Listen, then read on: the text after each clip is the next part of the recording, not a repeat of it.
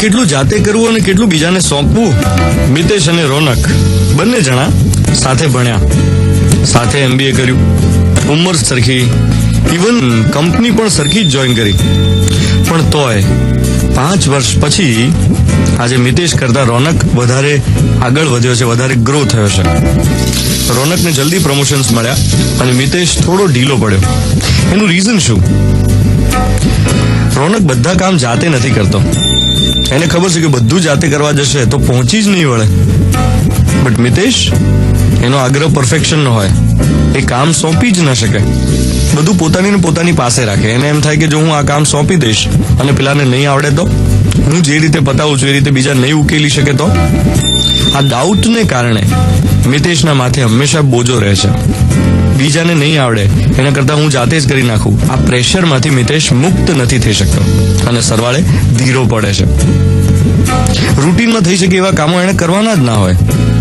જે કામ પહેલી વાર કરવાનું છે, બુદ્ધિ લડાવવાની છે, ગૂંચ ઉકેલવાની છે, એમાં એને ઇન્વોલ્વ થવું છે rather then the routine work. એક ફિલ્મનો ડિરેક્ટર બધું જ જાતે કરવા જાય તો પિક્ચર ક્યાંથી બને? એનું તો કામ જ ડિરેક્ટ કરવાનું છે, દિશા બતાવવાનું છે. હેનરી ફોર્ડ, સફળ બિઝનેસમેન, એમ કહેતા કે એવા ઢગલાબંધ કામ છે જે કેવી રીતે કરવા મને ખબર જ નથી ને મારે જાતે કરવા જરૂરી પણ નથી. મારે તો ખાલી એટલું જોઈએ છે કે આ કામ સારામાં સારી રીતે કોણ કરી શકે, આટલું ખબર પડે એટલે બસ. અને આ વસ્તુ ઘરમાં પણ એપ્લાય થાય છે. ઘણીવાર પેરેન્ટ્સ બાળકોને કામ સોંપે જ નહીં. તું નાનો છે, હજુ નાની છે, પછી કરશે, મોટા થયા પછી કરવાનું જ છે ને. આમાં ને આમાં નથી બાળકો ઘડાતા, નથી પેરેન્ટ્સનો બોજો હલકો થતો. સો આજનો મોર્નિંગ મંત્ર, division of work reduces the time to complete the work. સવારના 7:12 થઈ રહી છે.